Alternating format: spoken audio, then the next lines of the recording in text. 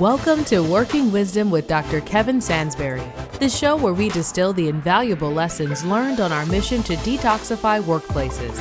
In this show, we don't just explore theories, we engage in thought-provoking conversations with experts and influential leaders. Together, we'll unearth the strategies, practices, and wisdom that can elevate you and positively impact your organization. Get ready to gain actionable insights from the very best in the field. Here's your host, Dr. Kevin Sansberry.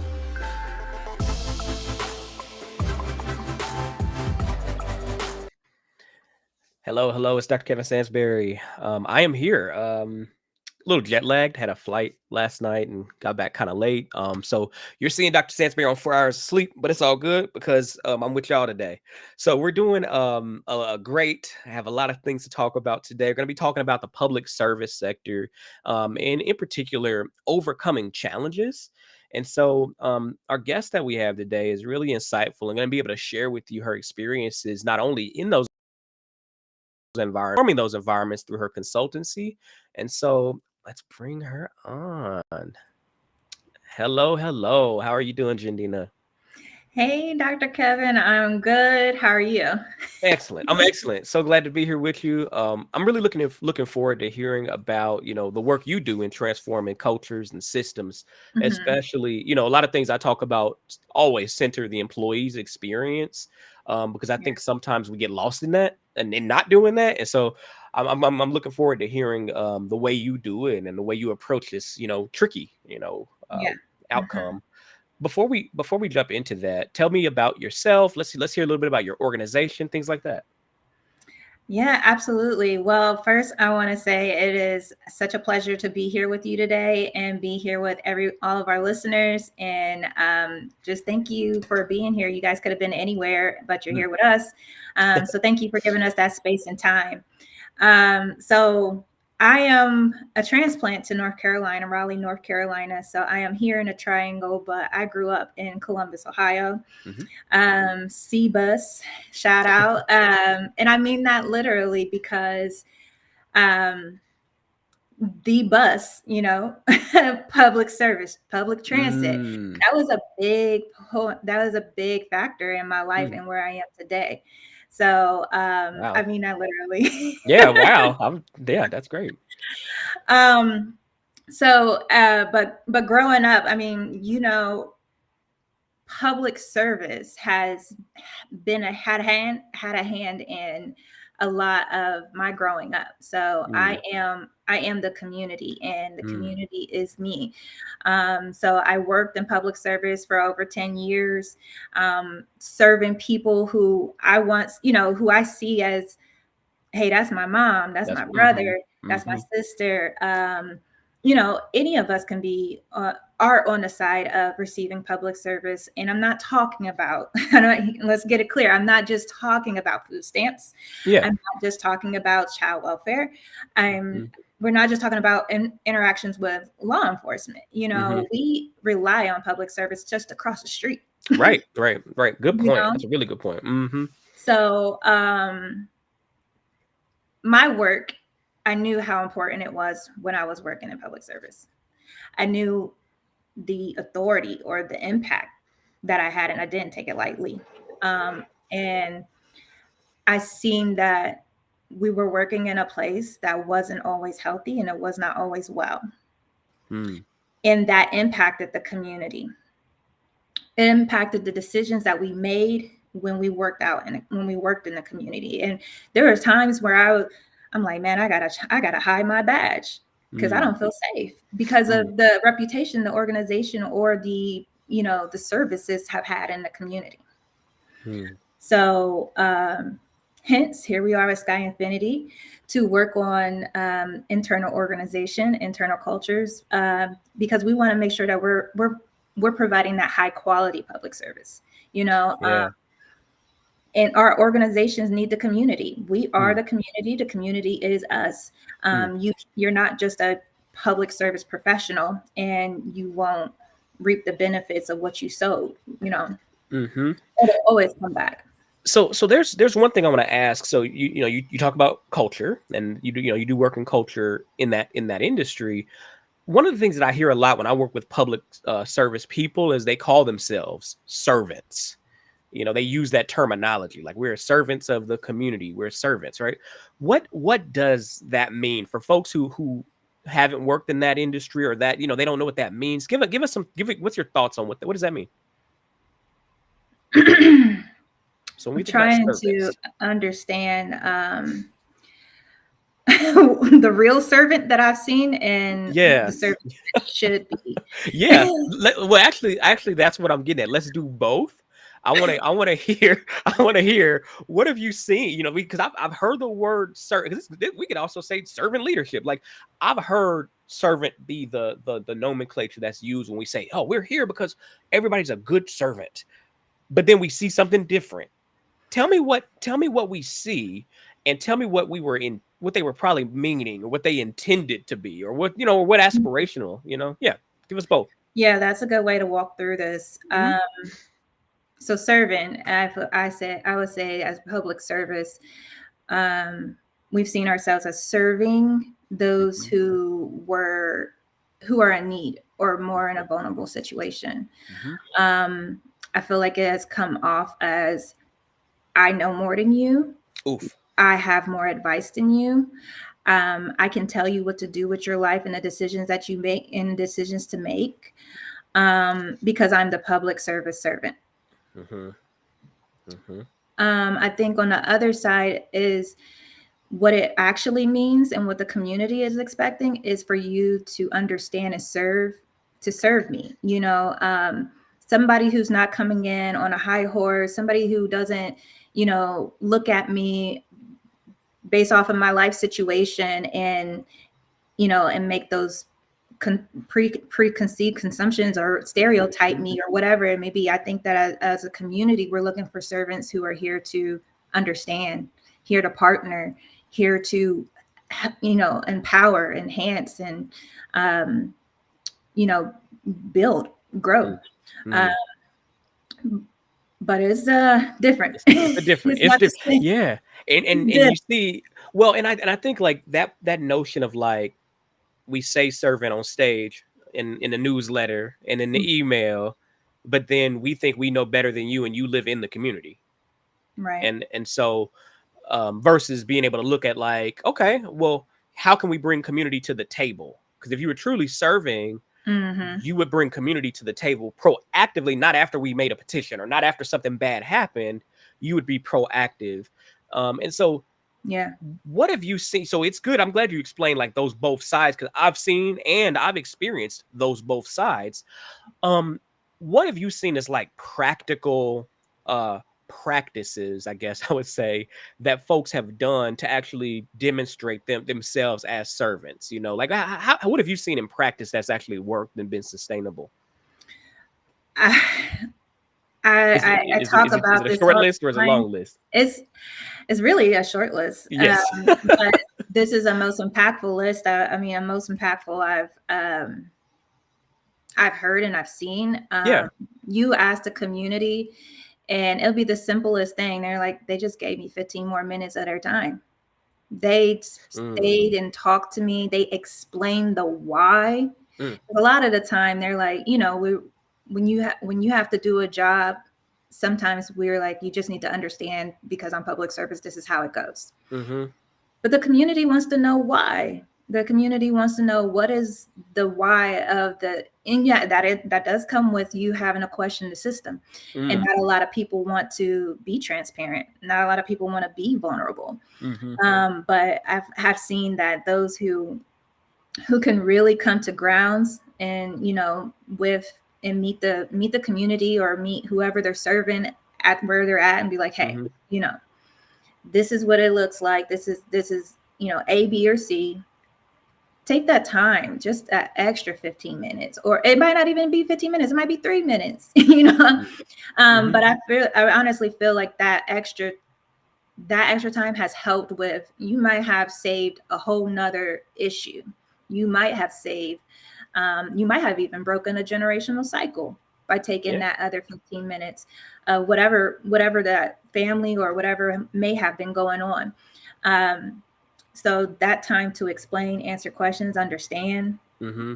That makes all the difference. Yeah. Acknowledge that the person in front of you is a person and not just not just Yep. work, not just work. Yeah. Yeah, and I've also seen like even taking it a step further into like policies, like how do we create policies where you do have community roundtables at the forefront of decisions, or at least involved in the decisions as a stakeholder. Because another thing that I've seen to Mhm. explain that like dichotomy you lifted up is you got some people who like, okay, we talk to the community, but it's like you talk to the community and didn't listen versus we had a conversation with the community, where it's like it's a listening process. Mhm. And people know the difference. People can feel the difference when you just being talked at Yeah. versus having a community, having a conversation. What have you seen there of like the conversation route? That's pretty challenging too. Hmm. As government or as public service, we like to make it very, I want to say, confusing just Mm, to listen to mm, people. mm, You have to meet me on this day at this forum, at this location. You have to make sure that you register before we hear your voice, or you have to mm, do these different things. It's very complex for no reason, oh, and the community just wants to share their voice. mm, So, and a lot of times you won't hear from the community because of so many barriers. Um, in order to voice their opinion. I think some of those but once in a while, if the situation may be as hard enough, they'll yeah, come together and they'll get the resources together. They'll do their research and that research, and then you'll hear the voices. But we overcomplicate things in public service. Yeah. is it just the nature of bureaucracy, or is it purposeful? Is it both? Like why? Like why? It's 2024 and we've had a lot of political cycles. So like why haven't we Mhm. figured it out? Yeah, absolutely.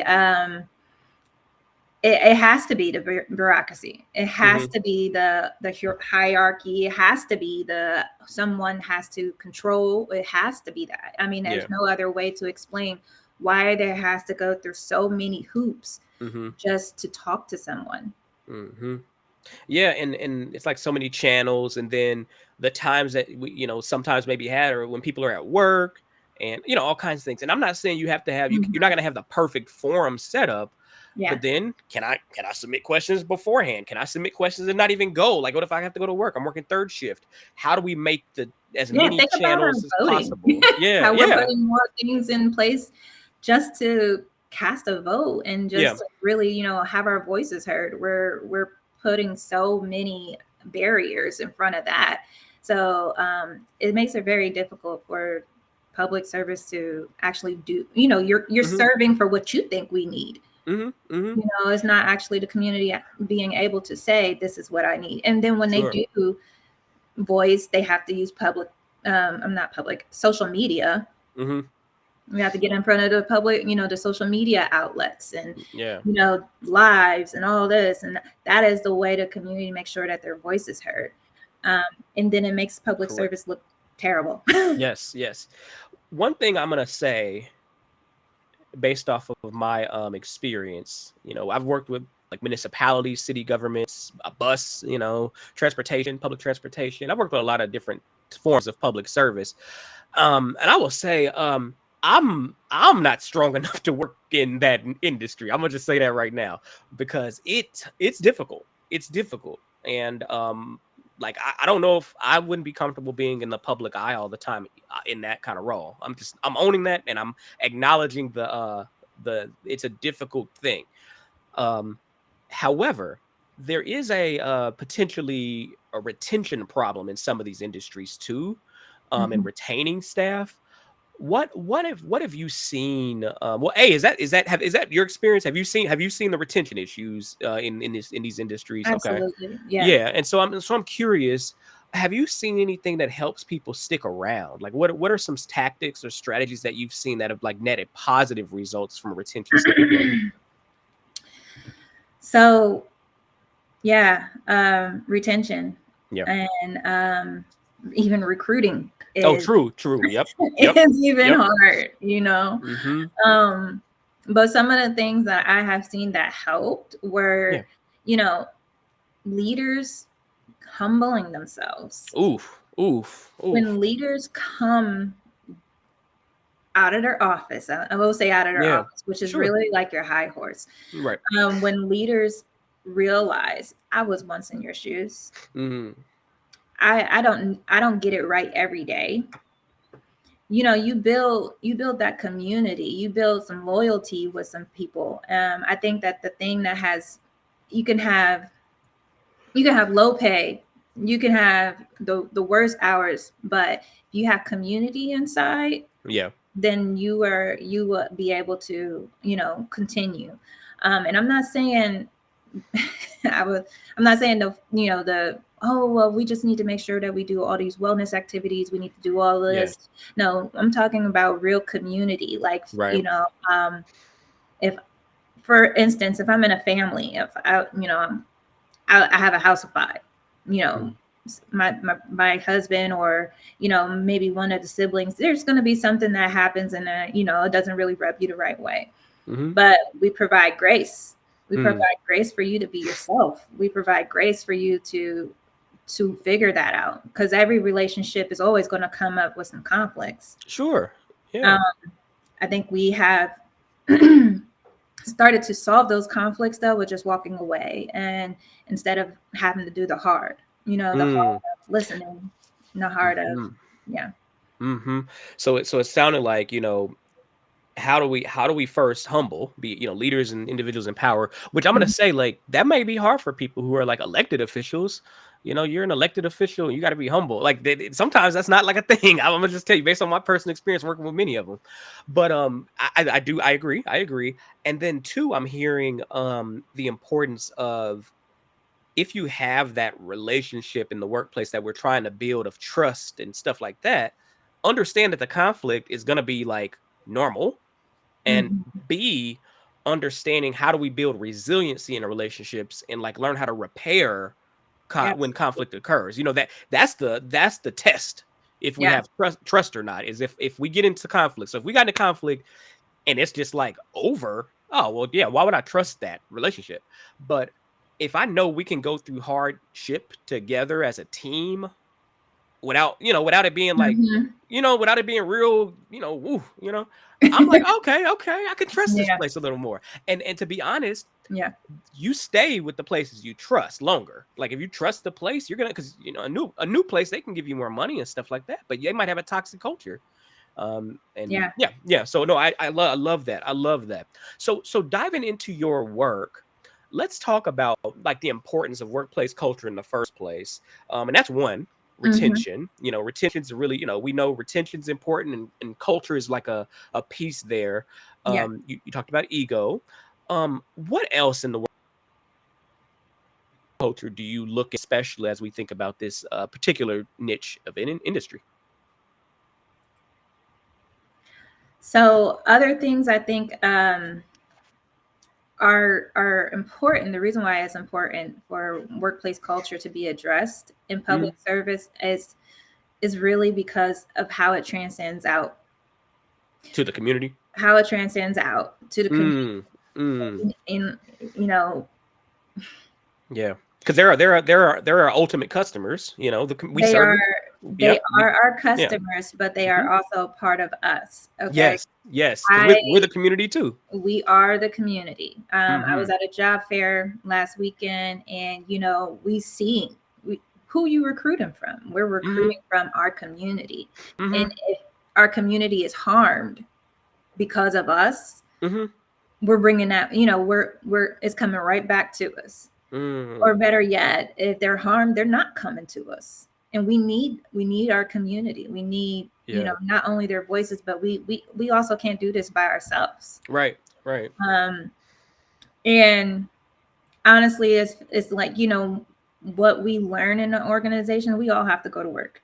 Yep. Okay. We all have to go to work to provide for ourselves and our families. Yep. Um, and work is where we also find a sense of purpose. Mm. So I go to work and I get treated like, you know, I get belittled, I get Yeah. dismissed, I Mhm. get told on all the time, you know, for things that weren't a big deal, and then I started getting blackballed. All these Right. different things, And it happens. It happens. Yep. that becomes your life. Yep. That becomes your life, and it starts to seep into your identity. Mhm. And so if that's not well, then it's back into the communities. So Mhm. though you may not work where you serve, you're still, that purpose and who you are is coming back into your community, into your home. Wow. Wow. No, that's great. That's great. And that's really telling because like even the research in toxic workplaces looks at this thing called work family conflict. And what they say and what you look at in the research is like as you know the toxic workplace stressors increase, there's a positive correlation with work family conflict, meaning the Mm, stress that you have in that environment does seep over into your house, does seep over into your community. yeah. And to your point, it does also seep over into how you show up in community as a servant. And Yeah. you might be stressed about the job, and now you're less likely to be listening, or you have less patience with people that you were Hmm. supposed to have patience with. So, Hmm.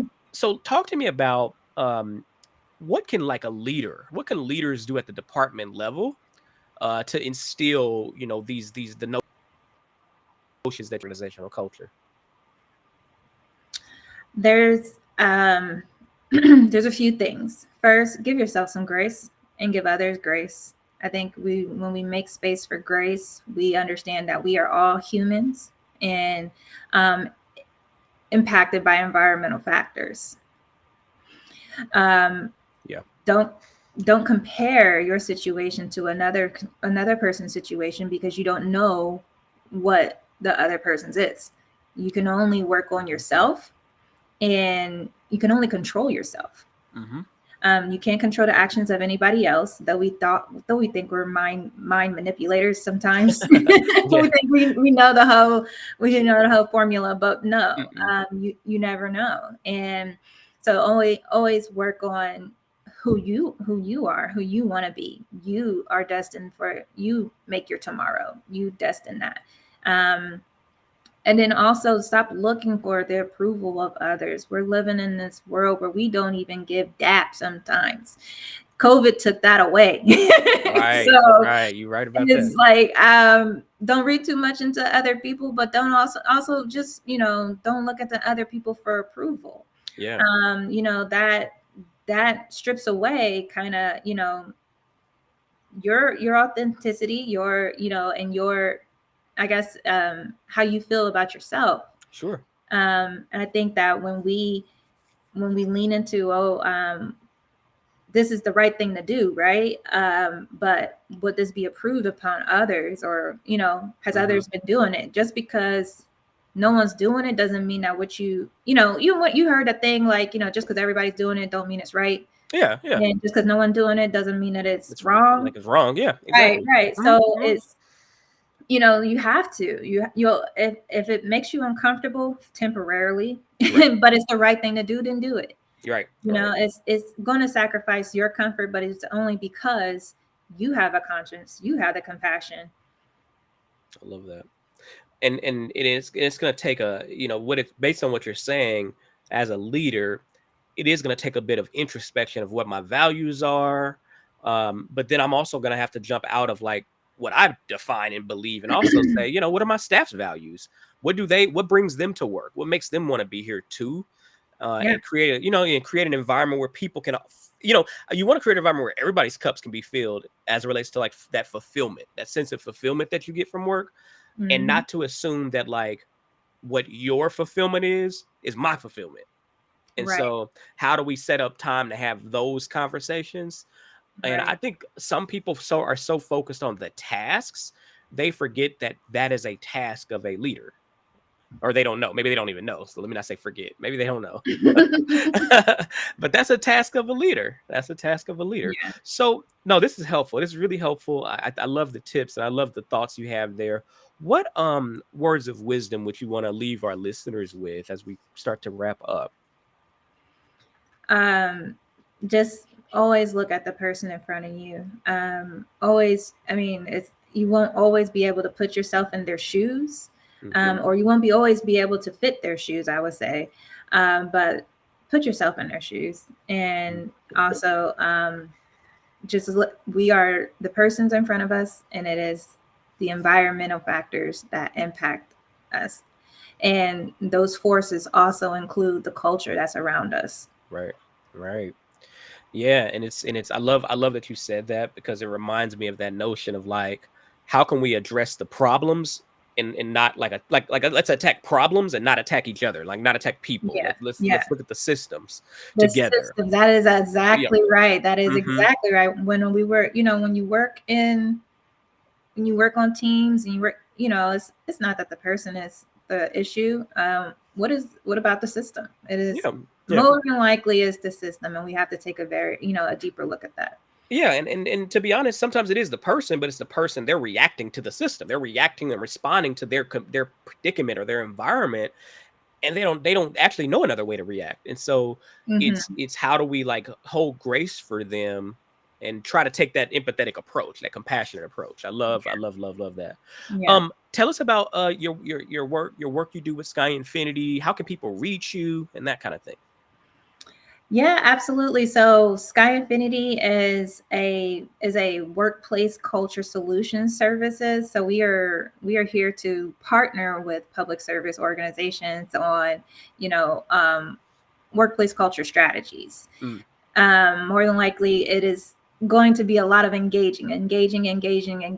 But we do strategic planning, we do project management, we do analysis, and leadership development. Right now, you can reach us at skyinfinity.com. That's SKYINFINITI.com. There's a lot of I's in there. And you can also follow me on LinkedIn. Reach out to me on LinkedIn. And we could always have a conversation, hold that discovery to see exactly, where do I want to go, your A to B journey for your workplace. So it doesn't have to be anything huge. We always we want to meet you where you're at. We want to meet organizations where they're at, what you're thinking, and partner with you to get to that next step. Sometimes we get frozen. mm, We overthink it so much, but Sky Infinity really is like super simple. We're yeah. super simple. It Love is not that hard. I love it. I love it. And so we can reach you on your personal LinkedIn too. Absolutely, yes. Okay, perfect, Mhm. perfect. All right, so folks, this has been a wonderful conversation. I want to thank you for being on the show. Thank you. Thank you for having me. This is awesome. Yes. Awesome, awesome. Yeah, so we were talking offline about, the that industry of, the public sector, and I mentioned that like how hard, I've worked with folks in the public sector and in public service, and it's hard. A lot of people go there and they are there to serve, but then they get met with like bureaucracy, and they get met with like the culture that hasn't been, some of the cultures are like 30 years behind. I'm gonna be honest, like some of these cultures are like behind, and then they're also not necessarily all positive all the time. And the hardest part about that industry and public service is retention and recruitment. And so I think a lot of the things that was talked about today in this episode will be helpful for leaders as well as employees in that sector to learn about, what are some progressive things we can look at about creating a positive organizational culture, because it's not impossible. It's just difficult. And but we're built for it. So I want to thank y'all for today's episode. I'm Dr. Kevin Sansbury, signing out.